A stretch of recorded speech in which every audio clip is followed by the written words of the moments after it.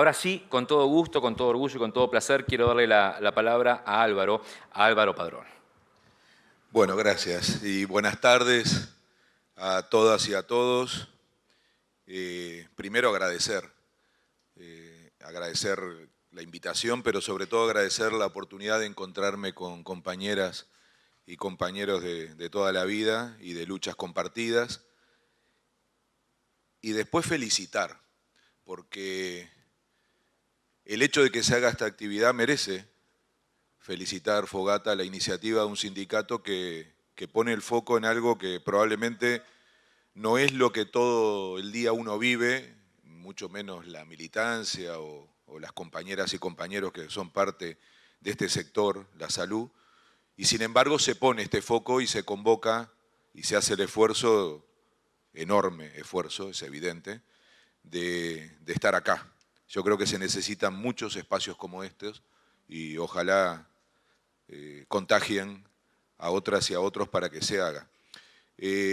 Bueno, escuchando a Atilio me pongo a pensar qué decir, ¿no? Y me doy cuenta que lo que tengo que hacer, más allá de la cantidad de cosas que se dijeron de mí cuando me presentaron, es ponerme a hablar del lugar que siempre tuve, militante sindical toda la vida, es lo que me sigo sintiendo.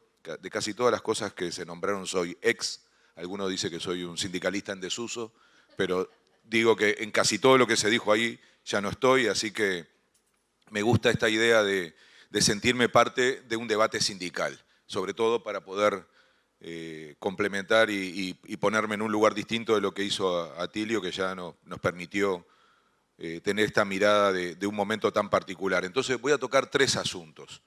Uno que Atilio ya desarrolló, que es el mundo. Otro, quiero hablar de la democracia y finalmente del sindicalismo. Lo del mundo, que mejor dicho de lo que se acaba de escuchar, ¿no? Cambio de época, se dice. No es una época de cambios, sino un cambio de época. Es un juego de palabras, pero es muy, muy sabio, ¿no? Es algo muy difícil de entender cuando uno es contemporáneo, porque siempre nos pensamos como que si esta fuera la época que toda la vida existió y ver un cambio de época no es algo que se mire con tanta facilidad. Algunos le llaman a esto transición hegemónica, lo dijiste, ¿no? Como un cambio de hegemonía, una transición hegemónica, está migrando el poder de Occidente a Oriente, básicamente de Estados Unidos a China. Me gusta la idea de poner el concepto crisis del capitalismo, pero también me gusta lo que dice Atilio, cuidado con creer que esto es el final, ya nos ha pasado tantas veces que no apostemos a una nueva frustración. Hay un término que creo que nos ayuda a organizar mejor una reflexión, que es una reconfiguración del capitalismo. Y si la podemos manejar así, quizá empecemos a encontrar algunas pistas, sobre todo para algo que a los sindicalistas siempre nos resulta una obsesión, que es pensar qué hacer frente a los cambios y no solamente analizarlos. Esa transición hegemónica que tiene de protagonistas a Estados Unidos y a China, sin embargo, no es una nueva guerra fría. Me gusta esta discusión porque esa facilidad que tienen sobre todo los periodistas de querer identificar fácil y que toda la gente piense, bueno, es una nueva guerra fría, ya hubo una, Estados Unidos de protagonista y en otro momento la Unión Soviética, no tiene nada que ver. Esta época no tiene nada que ver con aquella, incluso por algo que tiene mucho que ver con la globalización, que es la interdependencia. China tiene una enorme interdependencia con Estados Unidos y Estados Unidos con China en lo productivo, en lo comercial, en lo financiero, en lo tecnológico, y eso no pasó en la Guerra Fría entre la Unión Soviética y Estados Unidos, y por eso esta potencia decadente, en declive, decía Atilio, yo digo decadente, es muy peligrosa, porque puede reaccionar de maneras, que creo que parte de la guerra es eso, de maneras terribles, ¿no? Un retroceso civilizatorio. Y de hecho creo que lo que está pasando un poco actualmente es eso, se pateó el tablero, porque tal como recién se dijo, la lógica de los últimos 30 años es lo que ha puesto a Estados Unidos como una potencia en declive. Entonces, los que nos gusta el fútbol entendemos esto, ¿no? Cuando uno va perdiendo por goleada, complica el partido, ¿no? La pudre, decimos en Uruguay. Y algo de esto está pasando, porque así como venía, esto terminaba mal para esta potencia hegemónica y entonces pateó el tablero y eso altera la dinámica y las condiciones. Porque en el medio del telón de fondo de la disputa hegemónica aparece la pandemia y la guerra. Yo no voy a afiliarme acá a teorías conspirativas, pero las casualidades no existen y está claro que lo que está ocurriendo ahora, como resultado de la pandemia y de la guerra, es que se alteran las dinámicas y las condiciones del juego tal como se estaba jugando. Se mueven otros resortes, no solamente el drama humano, que implica una pandemia y la guerra y las consecuencias económicas, sino un término que acaba de usar Atilio, que es la desglobalización. Los inventores de la desglobalización la empiezan a desarmar. Y no es que estén proponiendo volver al Estado-Nación, al encierro, eso lo dicen los neofascistas con una especie de fantasía del nacionalismo, era Trump y su discurso. Acá están hablando de otra cosa y es verdad que los que piensan estas cuestiones se reúnen en Davos, invitan a los políticos, ¿no? Pero los dueños del planeta son ellos y que vengan los presidentes a escucharlos, así está la democracia en el mundo, ¿no? Y entonces lo que plantean hacer en esa desglobalización es volver a una lógica de regiones, algunos le llaman a la re-regionalización. Básicamente la idea es recuperar control, un control que perdieron, lo perdieron objetivamente. Los europeos que están, como se dijo, en una de las peores etapas de su historia, volviendo a una guerra y sobre todo perdiendo soberanía, contradictoriamente dicen que lo que quieren es recuperar soberanía estratégica y eligen algunos puntos, energía, y miren cómo les va, y en lo tecnológico diciendo necesitamos recuperar el control porque la pandemia les demostró lo lejos que estaban del control y la dependencia que tenían de las cosas que ya no controlan. Entonces, entre ese susto y ahora la guerra, y en materia energética, vean lo que va a pasar en Europa, sobre todo con la energía y con el invierno, empiezan a pensar que la globalización, tal como se instaló, los dejó por fuera del control y bueno, está esta discusión de cómo vía una re-regionalización, no los estados nacionales, sino regiones, recuperan algo de control y entre comillas soberanía, que ya me parece un término demasiado sofisticado como para manejarlo así nomás. Y me gustaría un día que tuviéramos un debate en América Latina sobre el concepto de soberanía en clave región. Lo cierto es que estos dos factores que patearon el tablero, pandemia y guerra, le han permitido a Estados Unidos recuperar protagonismo. Esto es así. Igual veremos su dilema interno que dentro de apenas un mes nos va a presentar la elección legislativa. Asociado a este asunto aparece un término y un tema que nos interesa mucho al mundo sindical. Y quiero ir llegando a estos puntos que nos resultan familiares en la lucha y en la militancia sindical. El acortamiento de las cadenas de producción. Sé que parece un término medio complejo, pero es muy claro. Una de las cuestiones que instaló la globalización sin control fue algo tan simple como que un celular, para terminar haciéndose, se producía en 15, 16, 17 países. El capitalismo elegía, el capital, las empresas elegían los lugares donde le convenía más hacer cada parte y finalmente donde distribuirlo o venderlo. Bueno, eso está en discusión. Quedaron demasiado largas, demasiado incontroladas. Y por lo tanto, lo que está en discusión también es cómo se acortan esas cadenas, algunos le llaman de valor, de suministro, miro a los compañeros de la UNI, yo digo cadenas de producción para que quede claro, ¿no? Cómo se produce en el mundo actualmente distribuido en todo el planeta. Eso va a cambiar. De todas las cosas que Atilio decía que van a cambiar, esta también. Va a cambiar esta distribución y por lo tanto va a haber otra distribución y eso es una cuestión que está en disputa. Van a cambiar los flujos comerciales porque van perdiendo claramente con el sudeste asiático y con China en particular. Van a cambiar también los flujos de inversiones. Hay una gran presión hacia las empresas occidentales para que vuelvan a las casas matrices. Esto lo decía Trump sin ningún problema. Los otros le ponen un término un poquito más cuidadoso, pero básicamente es eso. Vuelvan a ser empresas nuestras, le dicen, ¿no? Como si el capital le importara tener bandera, ¿no?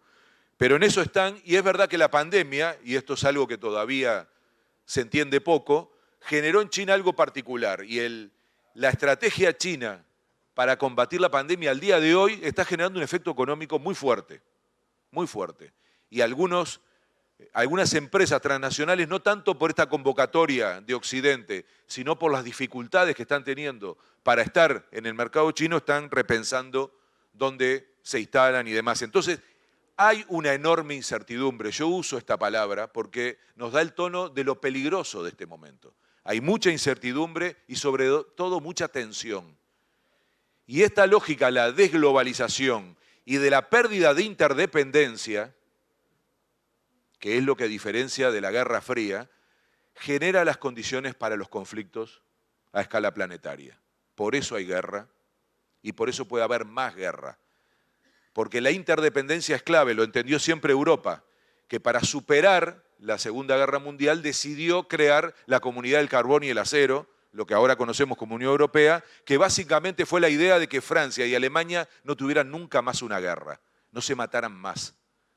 Con eso que hicieron, construir bases materiales para que no volviera a haber una guerra. Por eso carbón y el acero, ahora nos resulta súper antiguo como concepto, pero en ese momento eran dos elementos centrales de la economía. Unirse en esa lógica, crear condiciones materiales para la producción, para el desarrollo económico, significaba evitar una futura guerra. El hecho de que se rompan esos vínculos empiezan a generar condiciones para los conflictos. Y eso es muy, muy peligroso. Yo digo todo esto porque la pregunta que nos tenemos que hacer frente a ese escenario mundial, a ese contexto, ¿qué hace nuestra región? ¿Qué hacemos? No alcanza con diagnosticar, tenemos que plantearnos qué vamos a hacer y sobre todo tenemos que plantearnos esto en un momento en donde hay un cambio de ciclo político. Se habla mucho, hay que discutirlo bastante más a fondo para caracterizar este ciclo político. ¿Qué es? ¿Cómo es? ¿Qué tiene de diferente?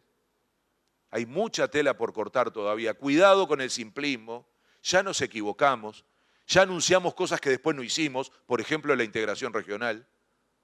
Terminamos encerrados cada uno de los gobiernos progresistas en sus dinámicas nacionales y nos ha costado mucho construir región y por lo tanto ser capaces de tener una voz de otro peso en un contexto muy distinto. Ahora es más importante que nunca. En un momento de cambio de orden mundial, nadie define si no tiene peso. Y el peso en nuestra región no se resuelve uno a uno, ni siquiera el más grande de todos, que es Brasil.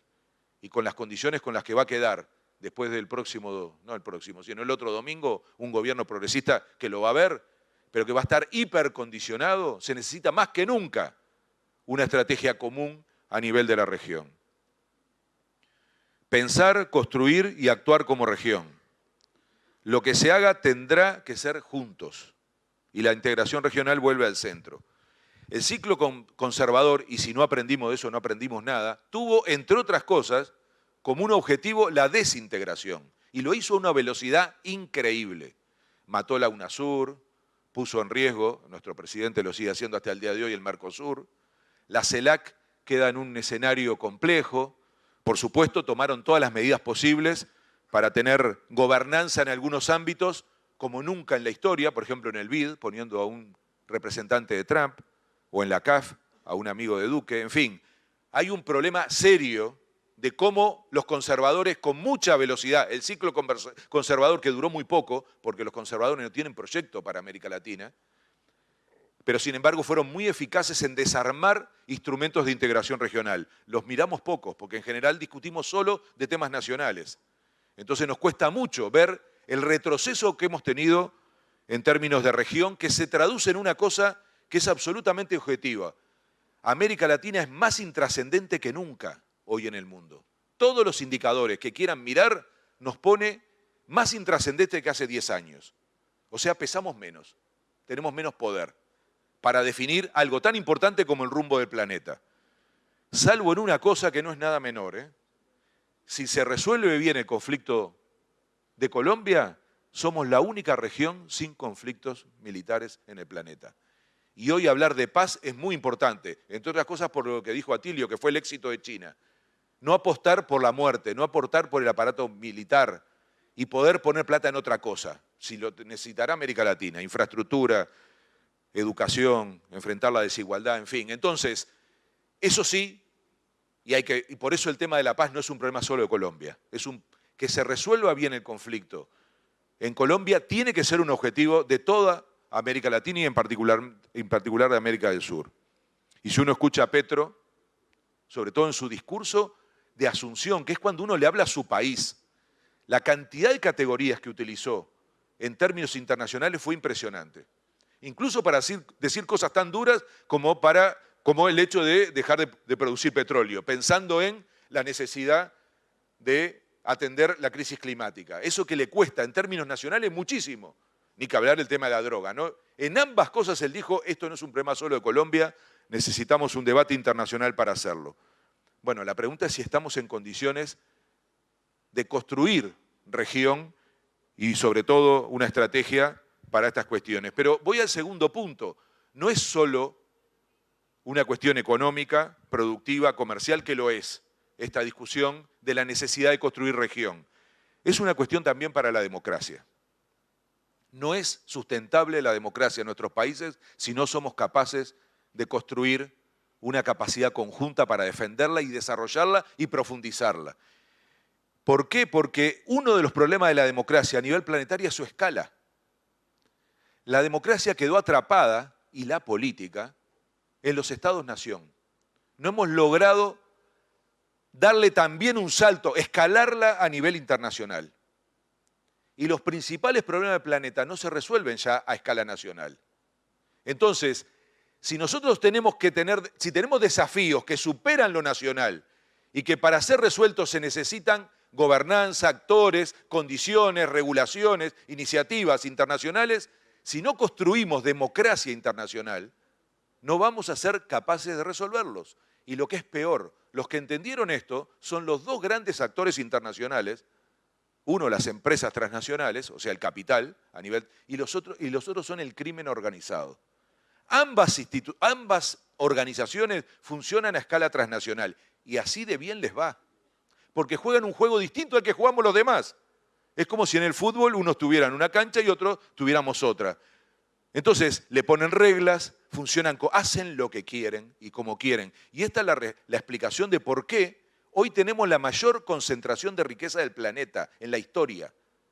No es verdad que el mundo es más pobre, todo lo contrario, hay más riqueza que nunca, pero está más concentrada que nunca. Ese es lo que dicen los compañeros de Oxfam, ¿no? El 1% de la población tiene la misma riqueza que la mitad de la población del planeta. Esto de hablar de 1000 millonarios con toda naturalidad, yo voy a decir lo viejo que soy, cuando recuerdo que en mi época había una película que se llamaba El robo de $1.000.000, que era como una cosa gigantesca el $1.000.000. Es cambio chico ahora. Ahora se habla de 1000 millonarios. No hagan ni siquiera el esfuerzo de ponerle ceros a esa cifra porque no les alcanza la hoja. Es una locura lo que está pasando.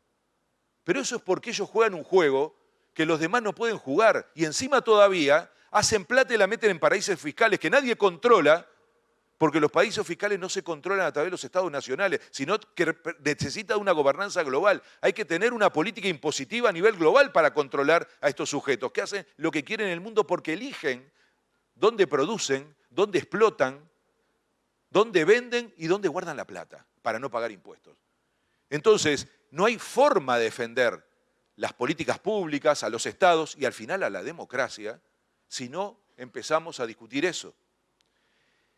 Y con esto termino con el último punto, que es el sindicalismo, porque, aunque sorprenda, el sindicalismo tiene músculo para ser un actor internacional, porque lo que acabo de decir supone tener actores internacionales, tener acciones y estrategias internacionales. Y el sindicalismo lo tiene. Miro a Fernando y lamento en este sentido decirte que pasaste de un club que por lo menos estaba organizado internacionalmente, que era el sindicalismo, a uno que está más disperso que nunca, que es la izquierda. Más dispersa que nunca. Porque uno piensa, ¿dónde está la voz de la izquierda en un momento como este, donde más se la necesita para darle un rumbo al planeta? Y no sabemos, está fragmentada. Cada vez hay más nombres, más espacios, hay una creatividad de usar la Internacional Socialista, la Alternativa Socialista, la no sé cuánto, progresista. Y vos decís, pero muchachos, pónganse de acuerdo para que al menos haya una capacidad de discutir esto. ¿Se está organizando más la ultraderecha en el mundo para responder a esta etapa de discusión de los horizontes del mundo que la izquierda, que siempre tuvo naturaleza internacionalista? En fin, si no pasa o si va a demorar, al menos tenemos la capacidad desde el sindicalismo para hacer eso que decía recién Atilio, que es disputarle al capital la distribución de la riqueza y un horizonte distinto, y crear una expectativa que no sea solamente un diálogo entre los que están queriendo revisar el capitalismo y la ultraderecha, que lo que quiere es volver al pasado, que además es un discurso que no tienen problema en hacer, ¿eh? No tienen problema en hacer, y claro que la gente los entiende. Si uno es un trabajador norteamericano, quiere volver al pasado, porque los abuelos y los padres vivían mejor que los trabajadores de ahora, así de concreto es. A eso le está pasando al capitalismo, que entre otras cosas, como perdió la disputa con el socialismo real, le soltó la idea al estado de bienestar y al hecho de mostrarle a los trabajadores que pueden vivir mejor dentro del capitalismo. Entonces, eso es lo que está generando una enorme frustración en sectores populares. Ahora, ¿quién capitaliza ese malestar?